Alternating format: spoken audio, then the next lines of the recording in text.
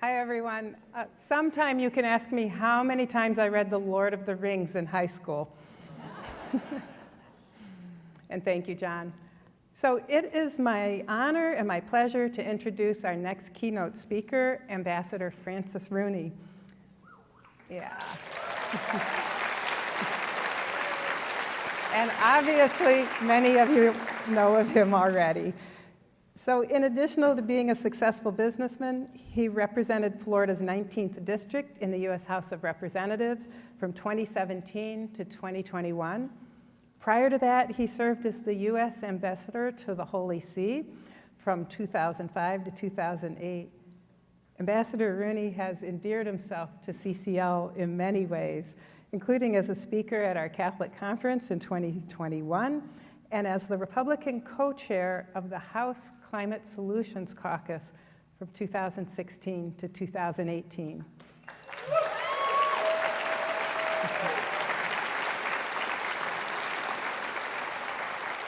He was often cited as the most bipartisan Republican member of Congress and as a strong advocate for a carbon tax. In fact, he was one of 2 Republicans to introduce carbon tax bills in the 116th Congress, and he co-sponsored the Energy Innovation and Carbon Dividend Act in 2018. Please join me in welcoming Ambassador Francis Rooney.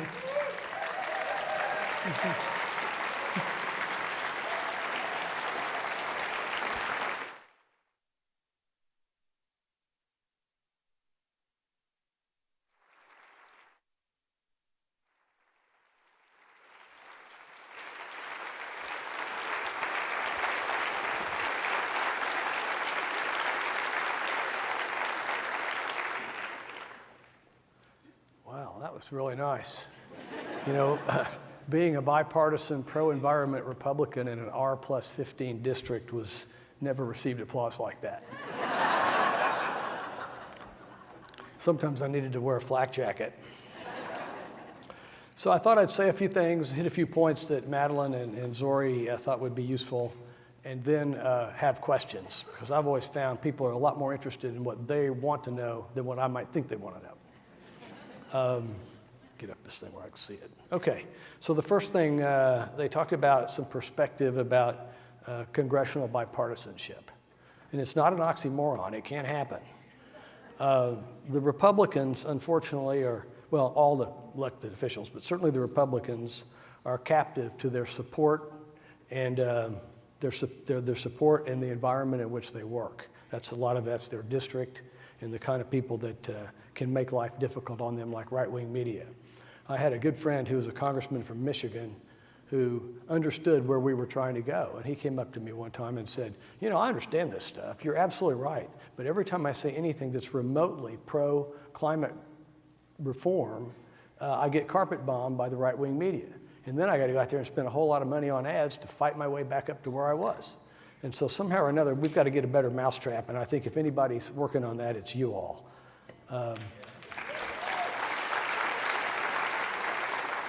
It's inevitable that the dynamic will change. It's just impossible that this thing won't move forward over some people's dead bodies or not. You know, there's so much data out there, and I'll talk about some of that, and the young people have a different view. And I have given polling after polling to leadership in the Republican Party, showing them that the millennial generation and the next one after that are much more open to and scared of our environmental challenges and want to have them fixed. And so far, the leadership is kind of deer in the headlights on it. And I don't understand the arguments for the carbon price are classic Republican principles, and I think we need to leverage those when we go in and talk to them in a nice way, which may be hard to accomplish what that man was asking you to do. But, you know, one thing is, it's an opportunity to use the energy industry's money to retrain the coal workers, because they're going to end up getting retrained anyway. Coal's dying. Ukraine's a bit of a blip in that, but that won't last forever. So when they have to get retrained, instead of us taxpayers having to pay for it, why don't we have the carbon price bank up a bunch of money and use some of it for that? I've used that argument on Mitt Romney, and sometimes he's been very close to getting with the program. He's still not quite there. The other thing is enlist corporate support. I'm involved with the Alliance for Market Solutions, which is a group of maybe 100 Fortune 500 CEOs who all feel that the carbon price is the most logical first step towards moving down the road towards less CO2 in the atmosphere. They're all Republican donors. And I think that an alliance with the Alliance for Market Solutions and the Citizens Climate Lobby could be productive, since they have a lot of input with Republicans because of the financial situation. The other thing is it's a classic Republican idea because it's based on free markets. You know, the radical liberals, like in the EU, want a bureaucracy to administer everything and tell everybody what to do. That's where you get cap and trade and all that kind of stuff. This is just so logical, and it's free. You just put it in, and it works. The market adjusts, carbon price goes up, coal goes up, less coal is produced, more natural gas, more support for alternatives. It's a win-win for everybody. So I think that we have to just keep making the arguments that we can, and it's working in little baby steps. I mean, there are several Republicans when I was there who are warming up to the idea of planting trees as a carbon sink. And yeah, I know it doesn't sound like much, okay? It's like it's like when you put the little white shoes on babies, you know, they're shoes, all right, but.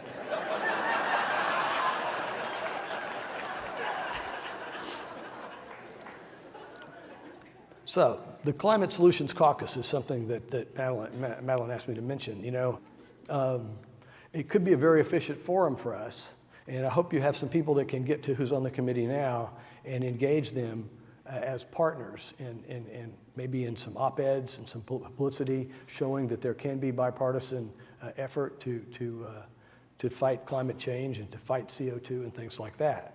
You got to present it, of course, as in the members' interest.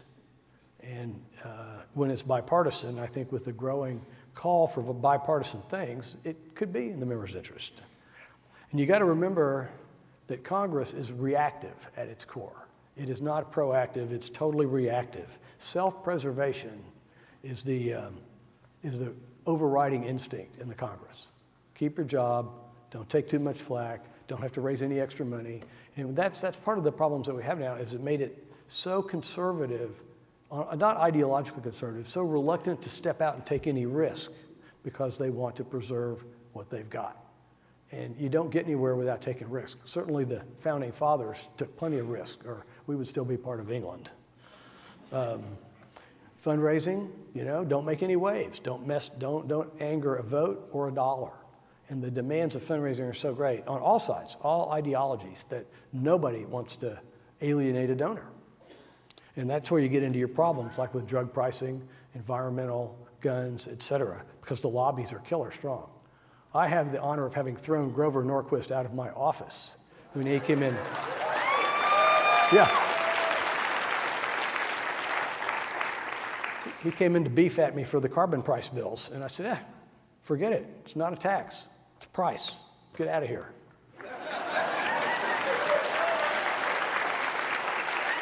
And I really enjoy working with the CCL. You have some unique things that make you very special and probably more effective than most of the other climate-related lobbies. First of all, you have volunteers. Volunteers are constituents. Congressmen respond to constituents. Second, you don't have lobbyists.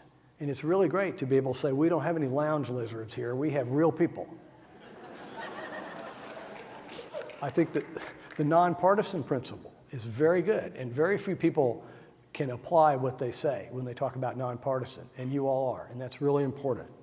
And you're seeking reasonable things, okay? Not net zero tomorrow, but reasonable steps to accomplish real meaningful improvement in the atmosphere that we live under. And I think the links to the Young Republican groups that I've met with some of your members here that are developing those are really important.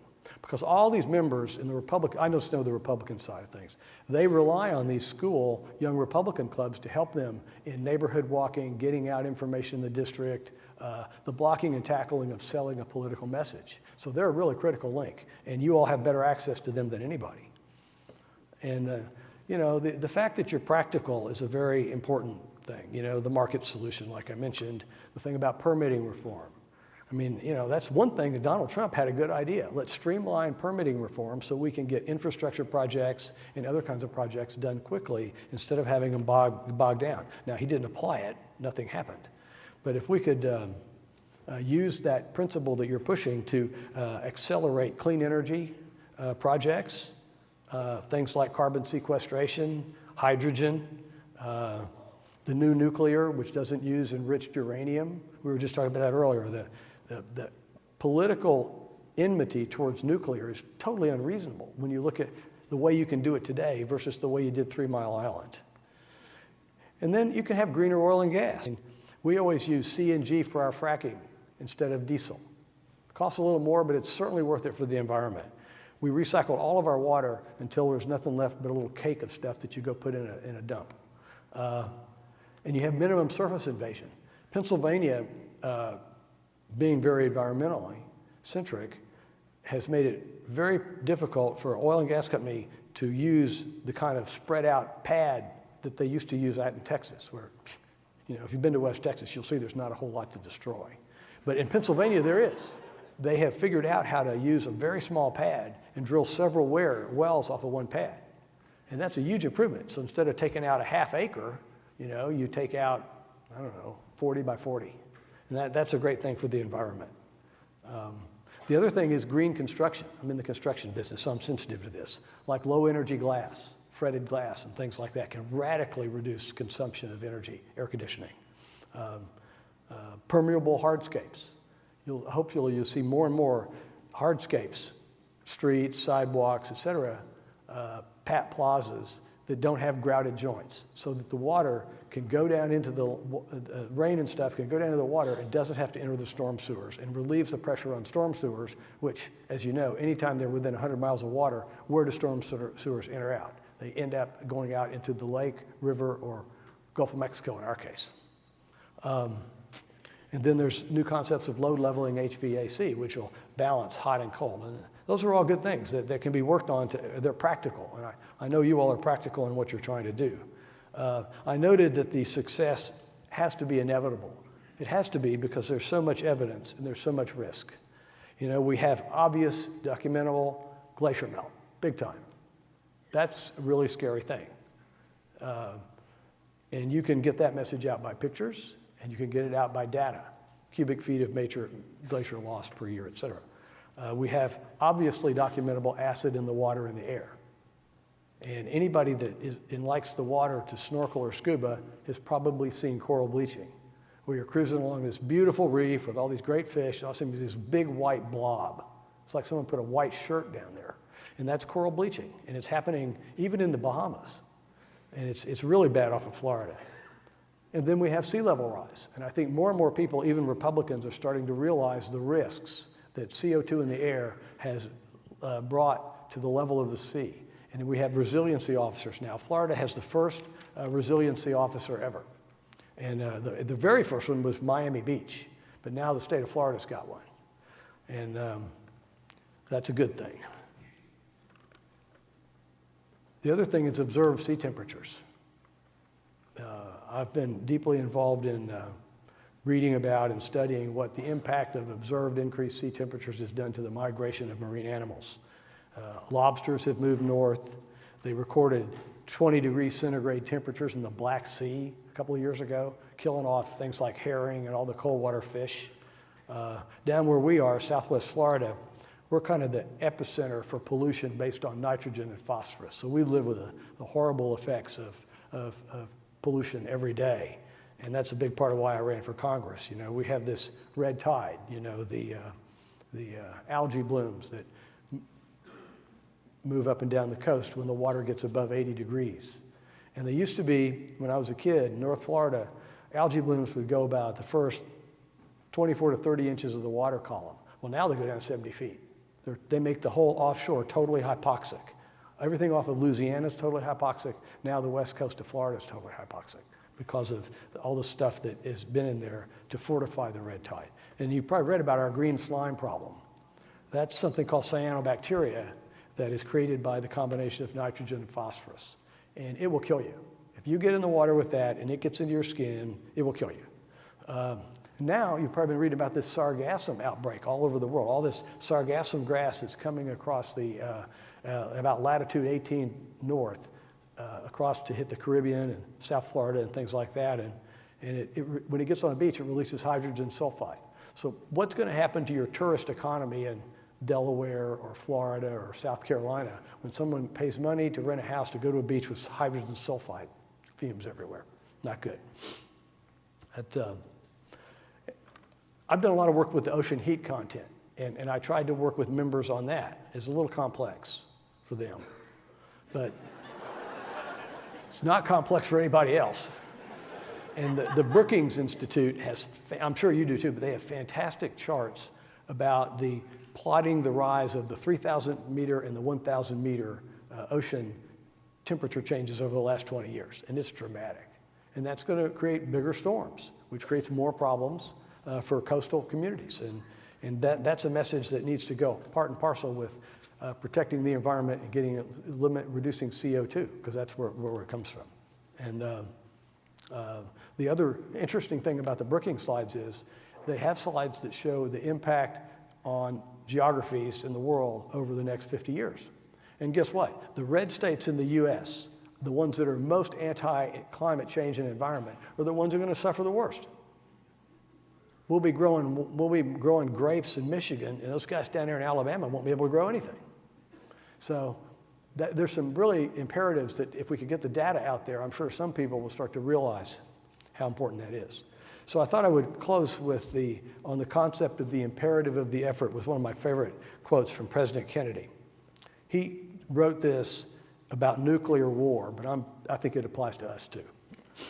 For in the final analysis, our most basic common link is that we all inhabit this small planet. We all breathe the same air. We all cherish our children's futures and are all mortal. I thought that's pretty good.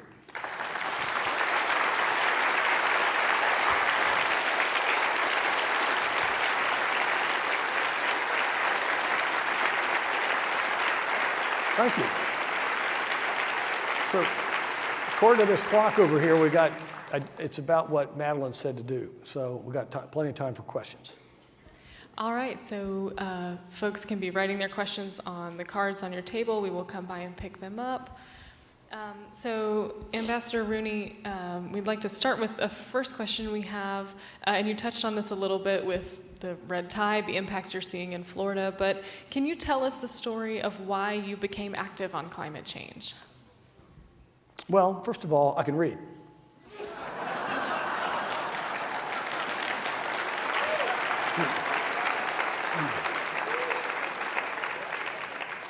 And unlike some elected officials, I'm going to act on what I read. I'm not going to be duplicitous in what I do. That's not the way that my life charter's constructed, and whether it's guns or climate.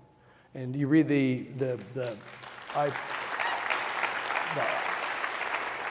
you read the IPCC. I've read all these studies of the of the Department of Interior studying the water in Everglades, Florida Bay, and the Card Sound over by Miami. I've read about they've got the same problems up in Lake Michigan that we have in Southwest Florida. So, you start to read all that. There's a lot in the IPCC about permeable membranes to stop putting as much into the storm sewers. There's all kinds of good things. But you read the data and you say, well, okay, maybe man hasn't caused 80% of climate change. Maybe they've caused 50. It doesn't really matter if nature's got to roll with that and man's got to roll with that. The fact of the matter is it's happening and it's documentable and the consequences are dire for us. So I read all that stuff. And I read that executive branch update a couple of years ago, and that's the executive branch. That's under Trump. Not that he cared. And it continues to demonstrate the graphs and everything else and the data of the scientists that we have some serious challenge in the environment. So you start to think about what can we do, thinking in the terms of the way you all operate. What's most practical? Carbon price. That's the first lieutenant out of the hole. Let's do that first. Then let's work on more LNG. Then let's work on making sure that all the renewables that can be deployed are properly deployed at the best price. And you start to work those things, you start to get where you make some headway. All right, fantastic. Our next question is about your time as ambassador to the Holy See. Of course, Pope Francis wrote the Laudato Si encyclical about climate change a few years back. Can you just share a bit about your time in that role and if the climate issue came into it at all?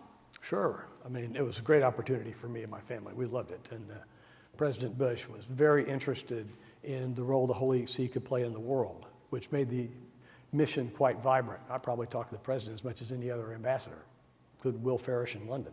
And the Holy See can be very effective in certain areas. I think Pope Francis has been very effective in the environmental space. By and large, he's led with a bully pulpit, and that's a great thing. And he's a great leader for the environment. Pope Benedict wasn't quite so much on that. He was a lot more on philosophical church doctrine. But he did love the United States and was willing to do whatever he could to help us. So it was a great 3 years working with him over there. Fantastic. All right, our next question is there a way to get moderate Republicans and Democrats to join forces and resist the extremes on both sides? Moderate Republicans join in these efforts here? Yeah, I think there is. I think we've got to be hopeful and optimistic. I mean, you got a few like John Curtis from Utah, who's become very interested in the environment, and Brad Westerman from Arkansas, who's the tree guy. That's a start, okay? You've got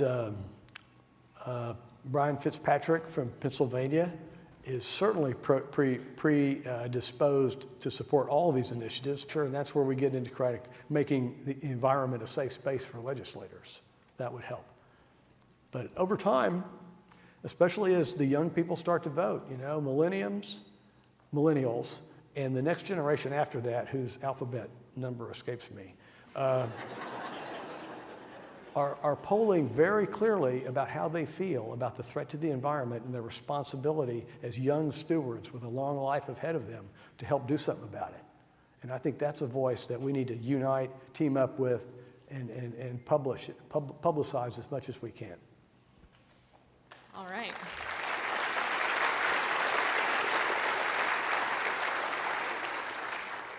This next question asks, how can CCL work to counteract the much better funded oil lobbyists? Well, don't be disheartened. I mean, first of all, they've got their own internal pressures. There's an article about Shell today. You know, they're trying to balance the future of fossil fuels, which is going to be around a long time, with the practical need to support alternatives as well. And you look at the ads you see from Chevron. They're all about their non-fossil fuel work. And I know Mike Wirth well. He's a decent guy. He's just an oil company executive. And they all know where things are going, and they all want to have a seat at the table. I guess it's up to us to make sure that that seat comes to them as unencumbered as possible, and they get rewarded for the steps they do take, not just criticized for the steps that they don't, because they do have a core business to protect, which they know over 50 years is going to radically change. Gas may be more important as we need more electricity for electric cars, but we can see the end of oil. Everybody can at some point. And like we're even starting to see the end of the worst bunkers, what they put in tankers and stuff now, because we finally got the IMO to adopt low sulfur regulations for bunkers. That'll help a huge amount because an awful lot of the pollution comes from them. So we can do that. It's going to take working together.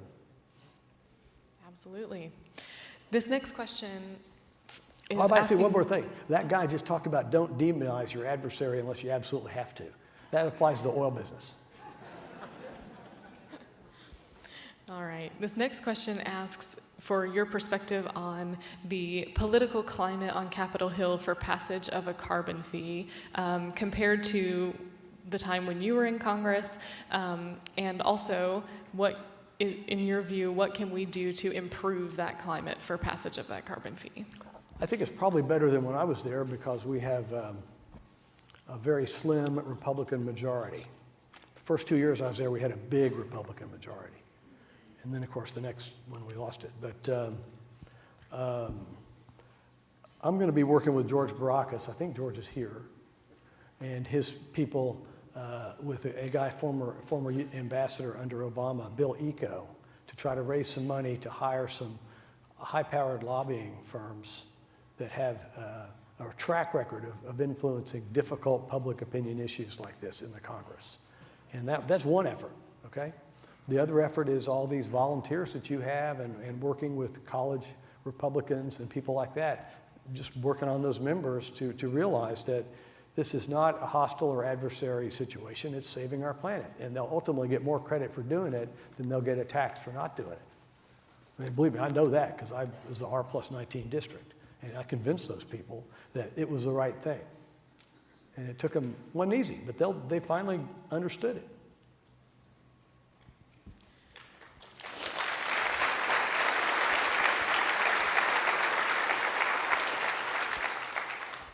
So you mentioned being in an R+19 district and being a climate-forward Republican, that sometimes you needed to wear a flak jacket. What did it mean to you as a member of Congress to receive appreciation from CCLers or other constituents when you took a step forward on climate policy? Well, I think that's a good question because I think that shows you part of the constructive role you all can play is take care of your pro-climate members because they are taking grief every day. And that might help some of the ones on the fence, like that Michigan guy I mentioned, who knows it's the right thing to do, is just scared to do it. And maybe Brian's a little bit that way too. But if you can take care of the ones that are with you, even if it's just in principle, maybe that'll help nudge the ball forward. All right. This question is about the Canadian wildfire smoke, which obviously everyone was very aware of that on the East Coast in recent days. How would you recommend, or would you recommend, bringing that up in discussions with conservative members of Congress, and how would you approach that? Well, they'll probably deny it, but I think the obvious link between the environmental anomalies that we've seen in recent years, that are increasing in recent years, droughts, floods, et cetera, should be a great body of evidence for us to use. I mean, you know, you look at the paper every day and there's something about Lake Powell in Utah and Arizona or the Hoover Dam, you know, Lake Mead, or what's happening in Canada with the wildfires, or the floods in Spain this spring. You know, everywhere in the world is suffering. It's warmer in England right now than it is in Italy. Because I was just over there for something. So all these things are turned on their head, and the only unifying thing that I can see is it's got to do with the climate. It's got to do with CO2 in the air, acid in the water, changing the mix, glaciers melting. All these things seem to be going crazy. And the only unifying factor is the need to take care of the environment, because it's all started since the Industrial Revolution. And what else started then? Pollution, coal. Than energy. All right, this next question is asking for your perspective on the arguments that we might run into from Republican offices as we go to Capitol Hill tomorrow. So what types of objections or hesitations did you find among your colleagues when you were in Congress on this issue? Well, there's all spectrum, okay? You go to a Brian Fitzpatrick or a Bruce Westerman and these guys, and they'll listen, they'll talk, they're interested. They may not do as much as you want, but each little meeting is a good step forward. And you present your data, and like the fellow before said, in a non-hostile manner, et cetera. And then there's some of them that are just going to be a lost cause, and still probably worth talking to them. You know, one of the great ironies about my friend Liz Cheney is that, you know, she was about the most conservative member in the House. There's an oil and gas basin up in Wyoming called the Powder River. I used to call her Powder River Liz. But she's a wonderful person, and she had the guts to stand up to Trump. There haven't been very many that did that. And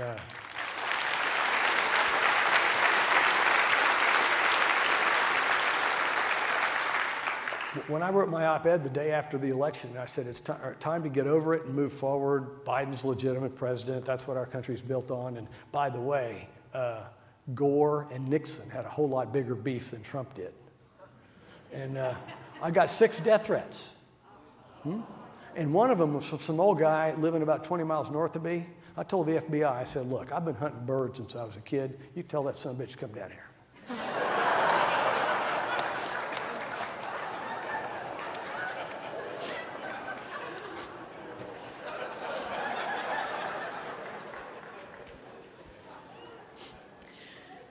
But I think it's worth making the effort for everybody.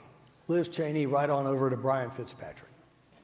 Mitt Romney, smart guy, he gets it. He's just hasn't been ready to move forward. But we've talked many times about the carbon price.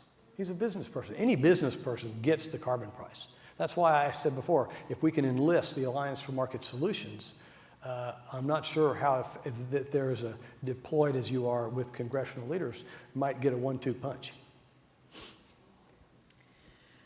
This next question asks, how do you think we can depolarize both sides of the political spectrum? Oh, hey, if I was Julius Caesar for an afternoon, I'd do it in a minute. I would bring back the fairness doctrine, which Roger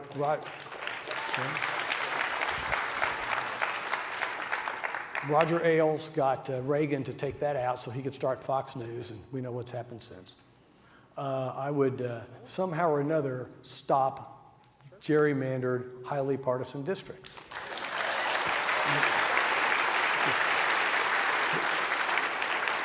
Our system's not built on having the competition at the primary level.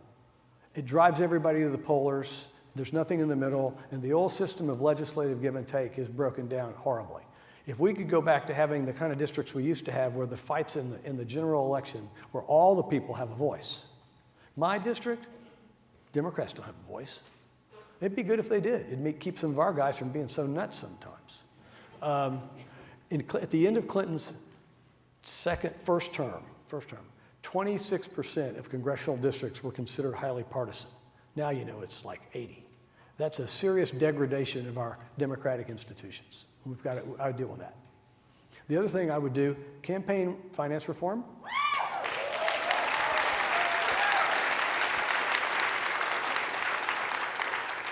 I was on George Bush's finance team twice. And the second time's the only number I remember. Our budget was $164 million for the presidential race for his second term. There was more than that spent on that Georgia Senate race. It's absolutely ridiculous.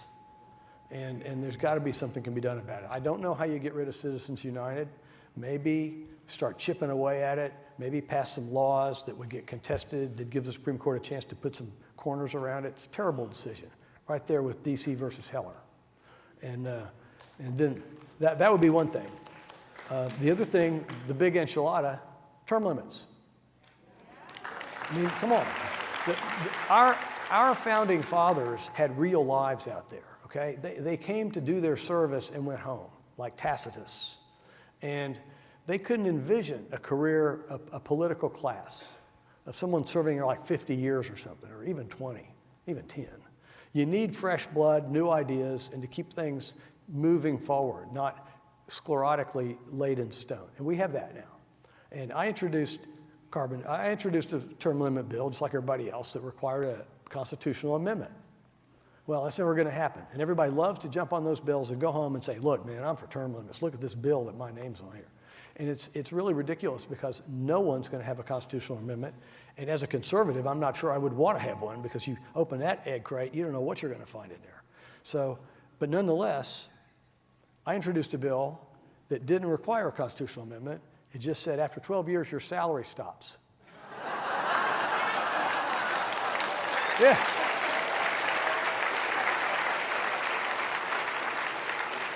It was one of the most bipartisan things to ever come out of the Senate was that Mitch McConnell and Schumer both hated it on public TV.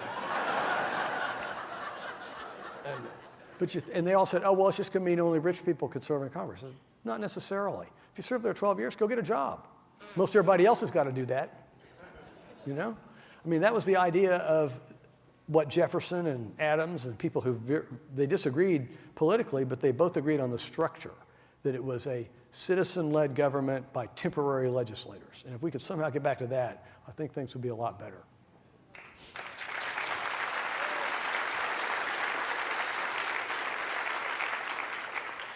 All right, well, thank you. We are now out of time. Thank you all for your wonderful questions, and let's give another CCL appreciation to Francis Rooney. Thank you.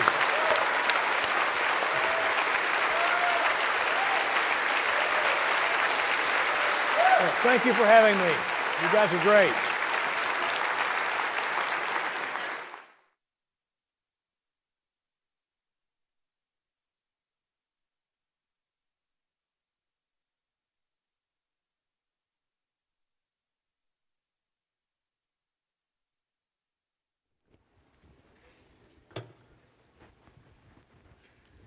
Hello. Let me find my clicker and my notes. So I am Mindy Aller, and in addition to being the North Wind Regional Coordinator, I have been having a great time stepping in to help the team that is coordinating our lobby days.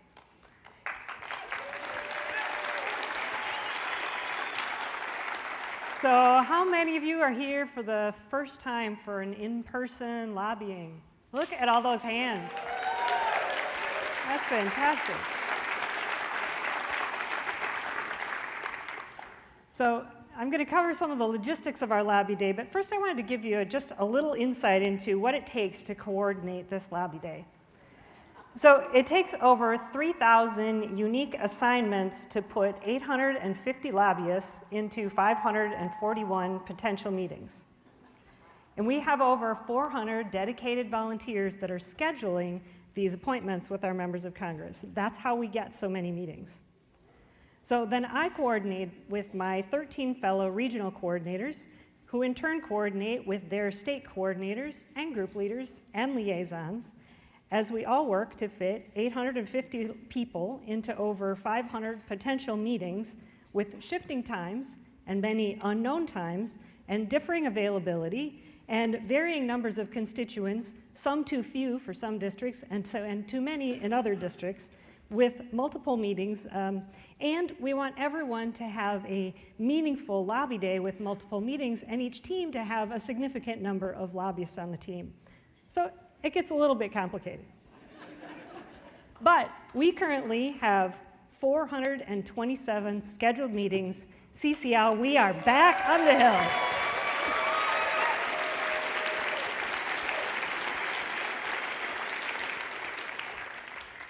So by now, I'm sure you all love your schedules and you're making things work with all the changes that are still coming in. Because of course, late additions or changes may have a domino effect on your schedule, since most of you are in multiple meetings. And sometimes meetings still get changed at the last minute with our congressional offices. We still have 50 TBD meetings that may get, some of which may still get a time. Your team expects you to be at the meetings listed on your schedule, so please be there on time or communicate if you have any problems. The CCL meeting leader is the person responsible if there are changes, so they will watch for any messages from your team leads. They'll communicate them with you. And we, like I said, we still have some that we're waiting for a time. So if something happens that creates a conflict in your schedule, please be sure to talk to both meeting leads, a meeting that you might not be able to attend and the one that you're planning to attend, because they'll help you decide which one is most important. And you don't want to leave any team wondering what happened to you and wondering if they're supposed to wait for you before they begin. So if you have any other questions, you can visit our lobby help desks that's right outside the doors in the hallway, or contact your regional coordinator. We also, at that lobby table, have 2 clipboards.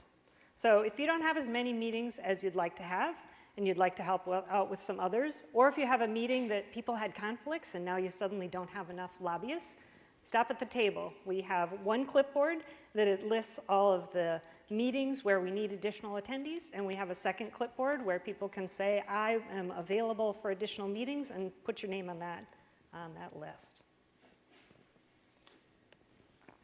So on to the details of how do we get over to Capitol Hill. It's about a 4-minute walk from the hotel to the metro station, which is the Woodley Park Zoo metro station. And when you exit the hotel, you'll walk up 24th Street to the Woodley Park station, where you will take the red line towards Glenmont and exit 6 stops later at Union Station. And there you'll walk through the park to get to the hill.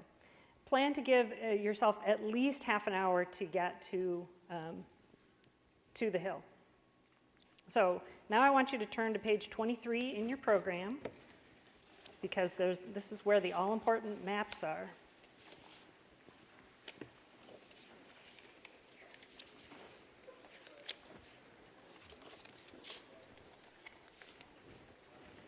So first of all, there's the metro map on page 22 if you needed it. And then on page 23 is the map of the hill.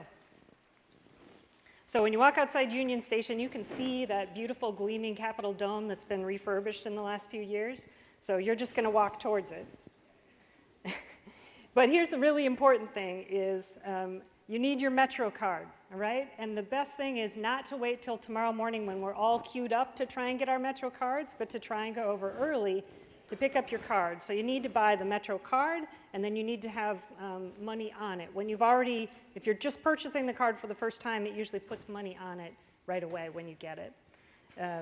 So there's a kiosk there. It's $2.60 at rush hour to get from here to Union Station. But don't delay. Buy your Metro card today. Okay? You'll remember it now. So another highlight of our lobby day is getting our group picture taken at the Capitol. And you're a really impressive bunch, and especially when you're all dressed up for lobby day. So we want to capture this proud moment, and you need to be there by 8:15 in order to be included in the picture. So also, excuse me, on page 23, you'll see that it does point to, on the Senate side of the Capitol steps is where we plan to take the picture.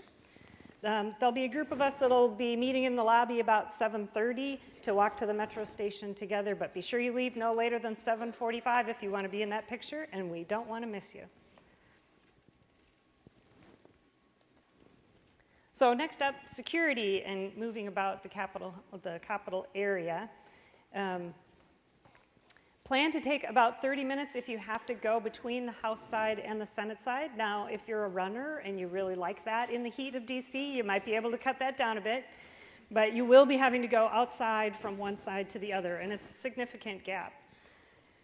We're also frequently asked, there is security at each of the House and Senate buildings, so when you first enter in, you need to go through security. And frequently people ask what isn't allowed. You are allowed to bring food and beverages. That's one thing that makes it different than getting on an airplane. But otherwise, it's kind of similar. No aerosol containers, no pointed objects, though pens and pencils are allowed. Any bag larger than a small backpack. And then the obvious, no razors, no box cutters, no replica guns, no ammunition, no fireworks, no knives of any size, and no weapons. I think you'll get that. Another thing is not to bring your luggage along. If you have a short connection and you're going to need to get to a flight so that you don't want to go back to your hotel, there is a luggage check that is available at Union Station for a fee, so that's one option, or you might be able to leave it somewhere else. But because of all the security restrictions, taking them into an office building can be rather difficult. Now also, there are tunnels and cafeterias that are in the basements of these buildings. So if you stay on the House side, between the Rayburn, Longworth, and Cannon buildings, there are tunnels that connect them. So once you've gone through security, if you're staying on the House side, you don't have to go outside and back through security. You can walk through the tunnels. And the same is true on the Senate side, the Dirksen, Hart, and Russell buildings. There are tunnels underneath. There are also cafeterias, and that too is listed on page 23 down at the bottom, that tells you where the cafeterias are. But of course, if you want to hang out with the cool kids, Jen and Ben, you will find them in the Hart Senate cafeteria in the morning, and they will be in the Rayburn cafeteria on the House side in the afternoon. The cafeterias are also a great place that you can do like last-minute planning with your teams or celebrate the great meeting that you just had. So the office location is printed on your schedules. It will give you the building and then the room number. It's a good idea to have someone on your team confirm that this is the correct location. You can do that by going to their congressional website. If you can't find it there, you can call the office as well. So in most buildings, the first digit tells you the floor that the office is on. The exception to this is the Rayburn and the Longworth House buildings. In that case, it's the second digit. They're 4-digit numbers, and you will quickly catch on that in Longworth, all the room numbers start with a 1, therefore it's the second digit that tells you the floor. And in Rayburn, all room numbers start with a 2, and the second digit will tell you the floor. So don't hesitate to ask someone if you're feeling lost. Visitors are common in DC, so it's also common for people to be asking questions. But do be aware that sometimes lobby meetings happen in the hallway. So if you see a group that is huddled together, they may well be in a meeting, so they might not be the group to ask as you're trying to find your way. And it could be you that's the one huddled in the hallway for your lobby meeting. So leave behinds. All right, let's talk about that. You have 2 copies of each of the primary asks in your folder. And so that means that everybody in the room has gotten 2 copies of this. That's more than enough for all of the meetings that we have. If you're going to a Senate meeting, you will just be leaving behind the Help America Lower Emissions and Create Jobs primary ask. If you're going to the House, you will have 2 of them. You also have the Support the Energy Innovation Act. Okay? So everyone will have plenty of these between the people on your team. If you have a delivery only, follows the same pattern. The Help America Lower Emissions and Create Jobs, that's our permitting ask. You just take that one if you're dropping it off at a Senate meeting, at a Senate office. You take both of them if you're doing a delivery to a House office. The supporting asks, we do have copies of these at the lobby help table out in the hallway. We've been trying to save paper and not print as many of those as we did of the primary asks. So we ask you to either have the meeting lead or just coordinate with your team so that just one person from your team is going to pick up the supporting ask documents that you need for your meeting. And you may also have heard Jen and Ben talking about the latest addition to our primary asks, the Prove It Act. Yeah. Now there is a one-pager, much to those that I denied there was one yesterday. There really is a one-pager on CCL Community. It is available on the primary ask page on Community. We do not have any printouts of this. It was done on very short notice thanks to our DC team for getting it put together, but we don't have any printouts. You can download the PDF from that primary ask page and you can email it to the office. A lot of the staffers will be very used to looking at things like that on the phone. You could even do it while you're there talking with them. I also encourage you to wear your name tags when you go to Lobby Day. That really is helpful to the people that you're meeting with to remember your names. They like to remember your names. It also makes it easy to find your fellow CCL volunteers as we're all walking around on Capitol Hill. You can give a little wave as you go by. And remember, that Lobby Day is all about teamwork. Right? You are there to help and support each other. No one person needs to be the expert on everything that there is, and there is a role for everyone on your team. Things can change at the last minute. You're there to empathize with each other as you madly rush around and something may have changed for you. Stay in communication with your team. If you're running late coming from another meeting, because we have lots of meetings scheduled back to back, just be sure that you can communicate with at least one member of your team to let them know that you're on your way. And then make sure that you designate a member of your team to be in charge of the thank you note. And there have been some thank you notes that have been available around. You can also purchase one at a gift store. You could make one yourself. It's really handy to kind of pre-write them or pre-sign them so that you can huddle with your team quickly in the hallway after the meeting, finish the thank you note, and then walk it right back into the office. And then you don't have to worry about mailing it later. Next important thing is meeting minutes. These are the record that we have for all of the meetings that have happened in our offices, and you've probably seen some of those meeting minutes in preparation for your meetings. So we recommend writing these on paper, and in your folders there is also a copy of the meeting minute. There's a meeting minutes form. This has all of the same fields as the action tracker that you will be putting the meeting minutes into, so it's good to take a look at it. You can either write on this paper or you can write in the notebooks that you were given at registration. We do recommend handwriting them. Having a computer creates a barrier between you and the people that are in the meeting. And it also can produce some anxiety with staff members or congressional members that you might be meeting with. Sometimes a tablet that's flat on a table can be okay, but for the most part, handwriting them is the best option. And we want you, please, to submit these meeting minutes within 24 hours if possible. That keeps the notes most fresh in your mind as you're getting ready to type them up. I also recommend that you don't type them directly into the action tracker. Start with a Word document or another text document and enter all of your notes there, something that you can save on your computer so that if something goes wrong, you don't lose everything that you have just been typing. It also gives you a great backup. If for some reason something goes wrong in the system and we can't find them, then you can easily find them again. Meeting leads, please make a separate note of who the note taker was, because if we don't get the meeting minutes, we will ask the meeting lead who was the note taker as we try to track them down. But you can save a lot of time for all of our staff and interns if you get them in quickly after the lobby day. And I also want to remind you just to keep meeting details confidential to your meeting teams. And please avoid talking about members of Congress or staff members by name when you are sharing your experiences of lobby day, especially when you are in the cafeterias in the office buildings. You never know who is sitting right behind you.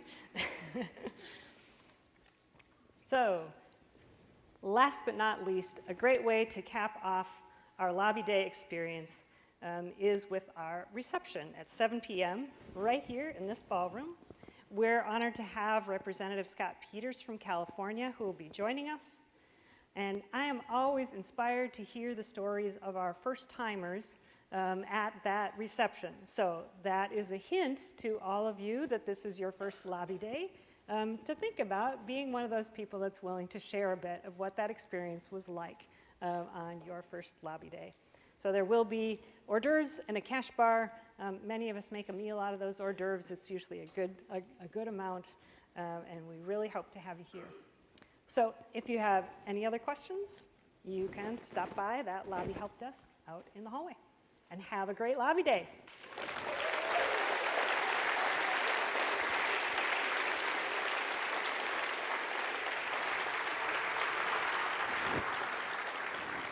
All right, don't go anywhere, Mindy.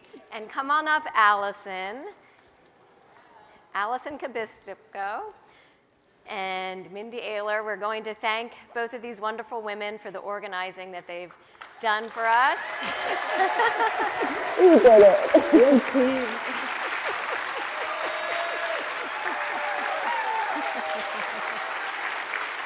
So I'll just say a little something.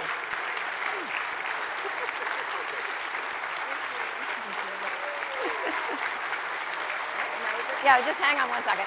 So, as you heard Mindy describe the layers of organizing that are done for the lobby day, a lot of gratitude comes to you, Mindy, from all of the RCs for you to step into this role this year. This is her first time being the lobby day organizer. From all of the state coordinators, the group leaders, and the liaisons are so grateful for your leadership. So, thank you, Mindy.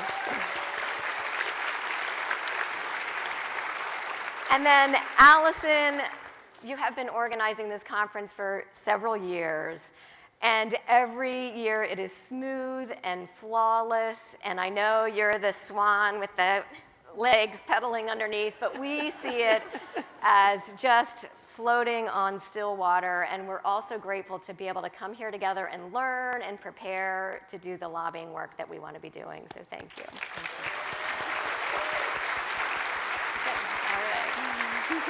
Okay.